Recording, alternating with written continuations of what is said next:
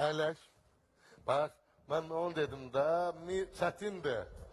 Bax, bu Elvin, mən indi deyirlər ki, gözəllik salonunda işləmişsəm də. Mən 3 ay bundan öncəyə qədər dırnaq ustasıydım. Buradan bütün müştərilərimi salamlayıram, hər birin. Onu da deyim ki, bu dəqiqə sizin efirinizi izləyən mənim çoxlu müştərilərim, məni tanıyan, sevən insanlar var ki, həqiqətən də bu dəqiqə izləyirlər. Deyirsən ki, yəni daha gəlməyin, mən oxuyuram da, yəni.